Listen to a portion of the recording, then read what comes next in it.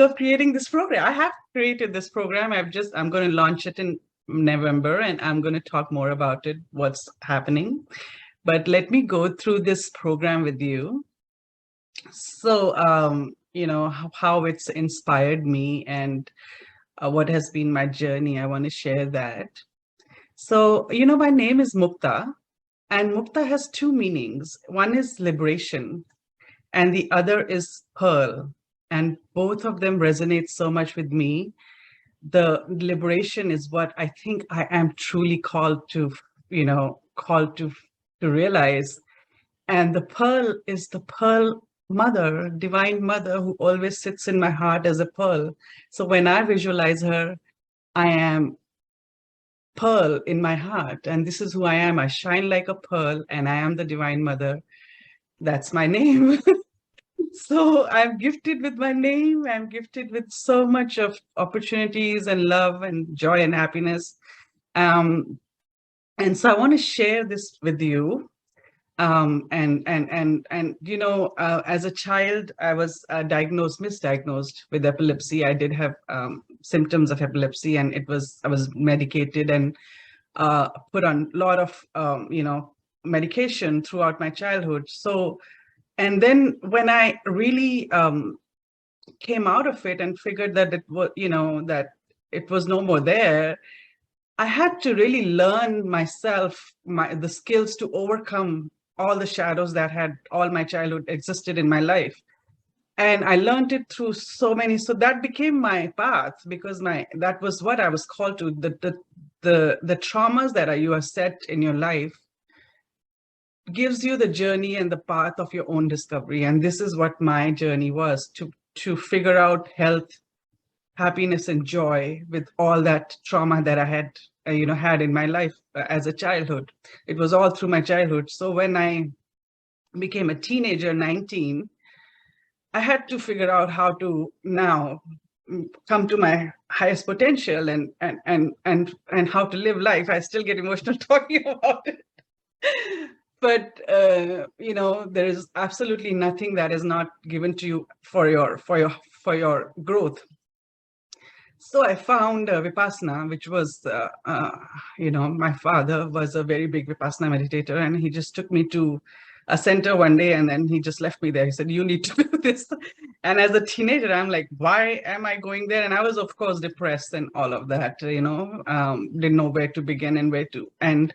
But it completely changed my life, and I just became a young woman who was like, I had, of course, done not just one course. By then I had done nonstop 10 courses in a year, and one after another, and one after another. So literally I became Buddhist nun, and I really completely wired myself, transformed myself into a new being that was confident woman who could do anything and become whatever she wanted to be. And I did that, and I was really, so happy with myself, and felt accomplished and joyful. And the journey, the lifelong journey for me was always about health, because that was the lacking part in my life. I always had challenges with health.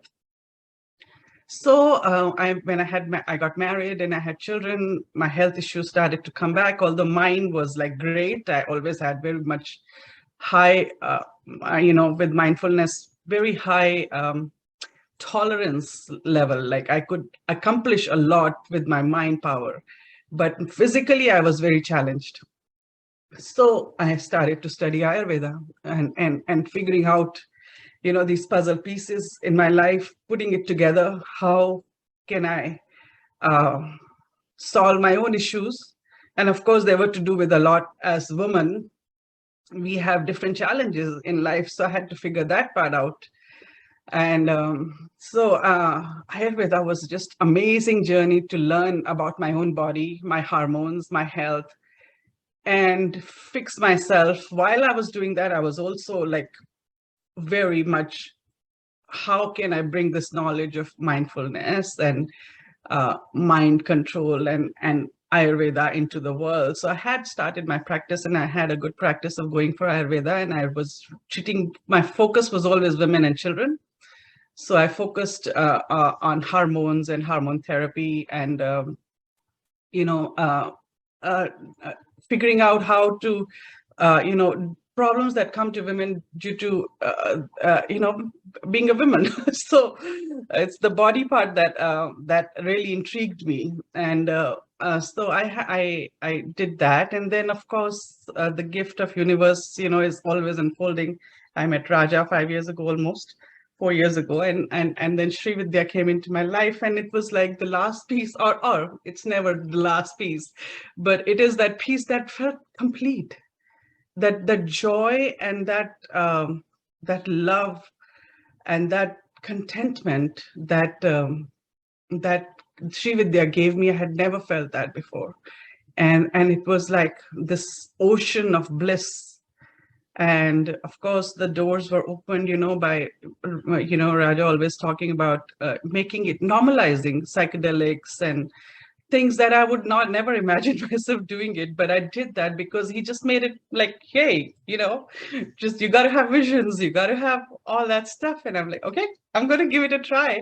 Anything he said, I just went for it. And I think that just made my whole life unfold like a book, and I feel uh, this peace that mother has given me is just the peace of the heart blossoming, and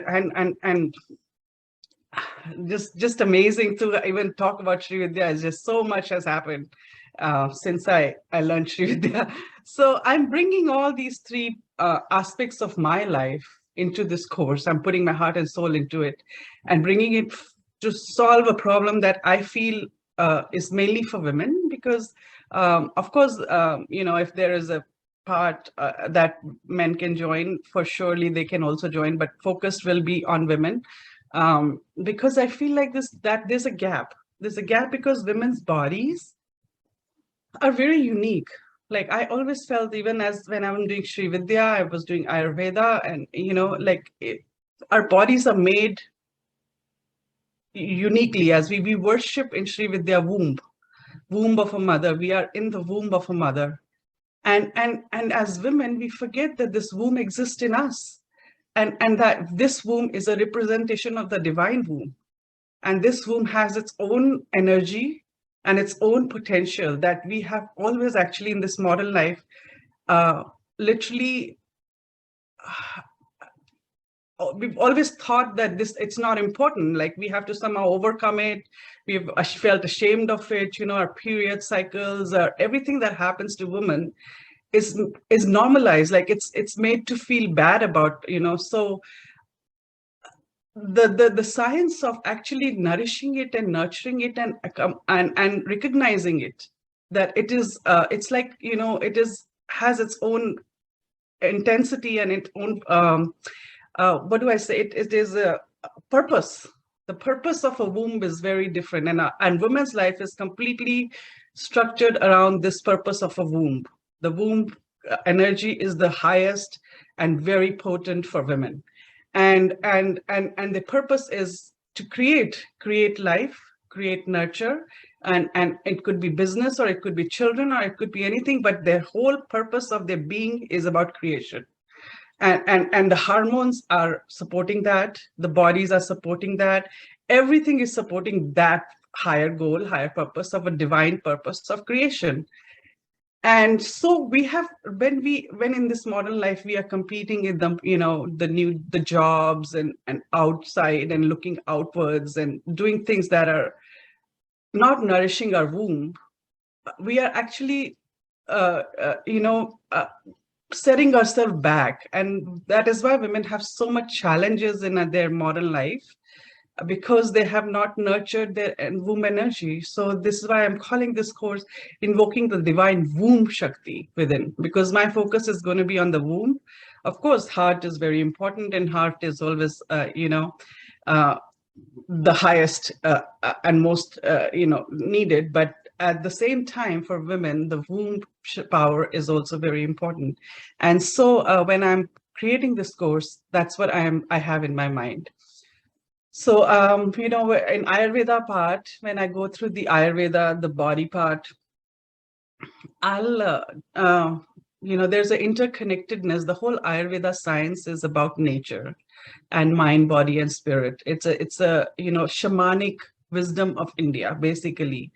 And when you have this, when you learn Ayurveda, you learn this, the science of life, the science of nature, the science of seasons, the food according to seasons, and or how your body changes according to seasons, and how your hormones change according to your life cycles, and what stage you're in, and everything is dependent on, it's always changing, it's always fluctuating. It's not like this is who I am and this is I'll be all my life. As a child, I was different. Then adolescence, I was different.